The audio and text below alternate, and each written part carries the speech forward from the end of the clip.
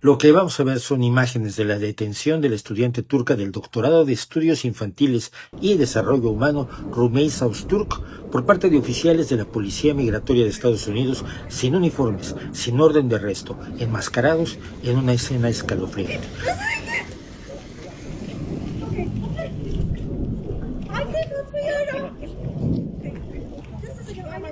Cuando quienes la rodeaban dijeron ser de la policía, un hombre cercano preguntó por qué se cubrían el rostro.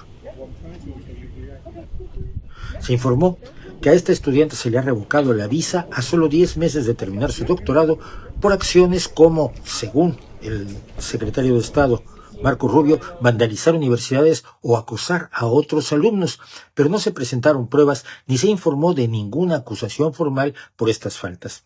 Su delito parece solo haber sido protestar por la masacre de Israel en Gaza. Todo esto ocurre mientras los copresidentes Donald Trump y Elon Musk hablan de proteger y promover la libertad de expresión, sin aclarar, por supuesto, cuál expresión puede todavía ser libre.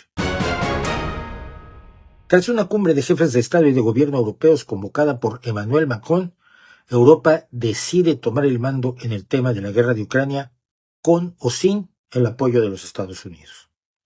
El plan desvelado incluye un fuerte ejército ucraniano con el apoyo financiero, de armas y entrenamiento de Europa, una fuerza internacional de contención de distintos países europeos en ubicaciones estratégicas de Ucrania, pero no en el frente de batalla, para desalentar la agresión rusa y el impulso de rearme europeo para que sean interlocutores europeos los que hablen por los europeos en las conversaciones de paz.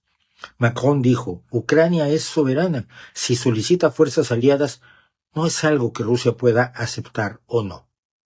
Los mandatarios además rechazaron el alivio a las sanciones contra Rusia que Trump le ha ofrecido a Putin. Según el periódico Financial Times, el Departamento de Estado de Estados Unidos envió una carta a las empresas de la Unión Europea ordenándoles que suspendan los programas de DEI si proporcionan suministros o servicios al gobierno estadounidense. La orden está vigente en todo el mundo. Decenas de empresas francesas recibieron una carta que dice que la orden de Trump de dar fin a la discriminación ilegal y al establecimiento de oportunidades profesionales basadas en el mérito se aplica obligatoriamente a todos los proveedores y prestadores de servicios del gobierno estadounidense. Esto es independiente de cuál sea su nacionalidad o de qué país sea aquel en el que operan. La carta les exige a las empresas firmar y devolver un certificado relativo al cumplimiento de la Ley Federal Antidiscriminación aplicable, declarando que no opera ningún programa que promueva la diversidad, la equidad y la inclusión. Un empresario francés afirmó que nos enfrentamos a una especie de retorno del macartismo, pero a escala global. Y un alto funcionario bancario de París afirmó, según el diario Les Echos, es una locura, pero ahora todo es posible, ahora prevalece la ley del más fuerte. El gobierno francés ha rechazado la exigencia y expertos legales afirman que su carácter extraterritorial podría hacerla totalmente inaplicable.